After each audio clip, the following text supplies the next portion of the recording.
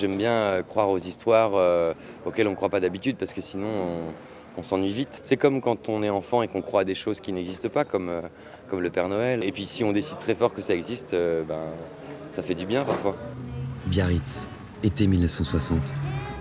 J'ai longtemps cru que tout ça n'était qu'un rêve et que j'allais me réveiller. Et puis il a bien fallu se rendre à l'évidence. Ce qui m'est arrivé est réel. Mon personnage il s'appelle Jérémy et il est contraint de voyager dans le temps un petit peu sans l'avoir voulu. Et il rencontre une femme qu'il avait vue en photo dans un club à Paris. Et il tombe amoureux d'elle avec cette photo et il la rencontre à Biarritz dans les années 60. Moi, plus tard, je veux bien être ton amoureuse. Ah, c'est gentil ça. Mais tu sais, c'est pas possible. D'abord parce que je suis ton oncle. Et puis même si je l'étais pas, quand tu seras grande, moi je serai trop vieux pour toi. Pas si les fées existent. Pas si les faits existent. Je crois qu'il s'ennuie terriblement dans sa vie et il s'évade grâce à cette photo. Et il devient serveur dans ce cabaret.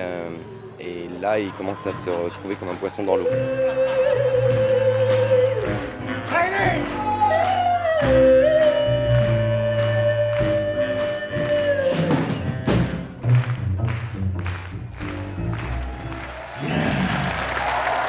Tony, c'est le propriétaire du club Wonderland qui ouvre en juillet 1960, au moment où Jérémy arrive dans le passé. Et c'est aussi son fils qui tient le Wonderland Paris en 2019.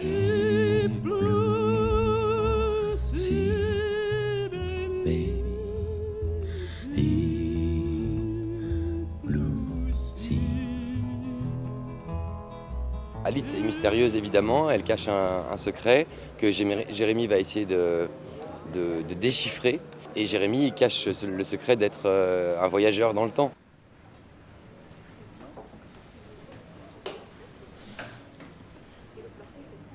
Arrêtez de me regarder comme ça. Pardon. Écoutez, je suis venue ici, mais je m'intéresse pas à vous. Pas dans le sens où vous l'entendez, ok? Il se passera jamais rien entre nous. Jamais. C'est plus Jérémy qui veut aider Alice que elle qui... Bon, au début, elle est très réfractaire à Jérémy, Alice. Et puis les choses avancent tout doucement. Ah.